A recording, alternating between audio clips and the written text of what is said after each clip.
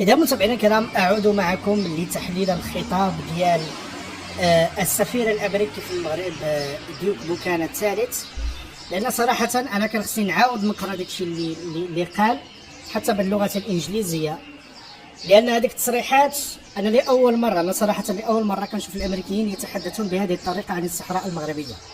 لأول مرة أرى الأمريكيين يتحدثون صراحة عن مغربية الصحراء، بل ويوجهون إنذارات للمرتزقة ديال بوليزاريو لنظام حضارة الجزائر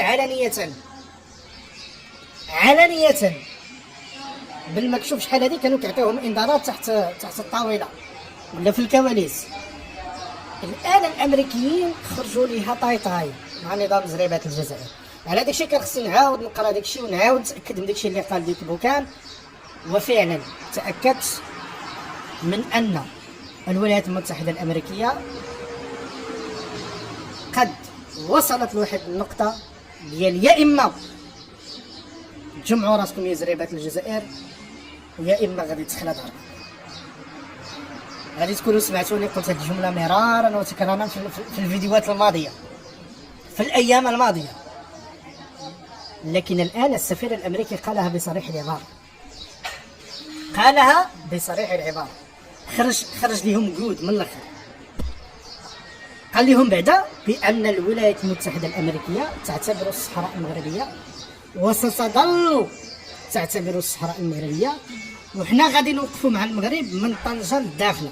وما كتقصدش من طنجة للداخلة زعما راه الحدود الجغرافية، لا، زعما كتمثيل دبلوماسي. عندهم أقدم تمثيل دبلوماسي عندهم في طنجة، وعندهم قنصلية في الدار البيضاء، وعندهم سفارة في الرباط، وعندهم قنصلية في الداخلة. هادشي اللي كتحدث عنه. وصرح بأنه الأسبوع المقبل سيزور الداخلة، وشخصيا سيزور الداخلة. لكن اللغة اللي تحدث بها دوك بوكان هي لغة تهديد للمرتزقة ديال بوليزاريو لزريبات الجزائر، وقالها بصريح العبارة. قال في واحد الجملة: إلى أولئك الذين يعرقلون الحل ديال الصحراء المغربية أقول لهم. من الذي يعرقل الحل ديال القضية ديال الصحراء المغربية؟ النظام ديال زريبات الجزائر والمرتزقة ديال بوليزاريو. وهو تحدث بهذه النبرة، قال لهم إلى أولئك الذين يعرقلون الحل ديال القضية ديال الصحراء المغربية أقول لهم، وبدا كيتحدث. وقال بأن الولايات المتحدة الأمريكية غادي تمشي مع المغرب لأبعد مدى في دعم مغربية الصحراء، دونك هذه التصريحات لأول مرة كنشوفوها بهذه الطريقة من مسؤول دبلوماسي أمريكي، ولا من الخارجية الأمريكية، ولا من الدبلوماسية الأمريكية، ولا من الإدارة الأمريكية. وصدقوني هذا راه ماشي عبث، هذا ليس عبثا، بل من ورائه الكثير والكثير.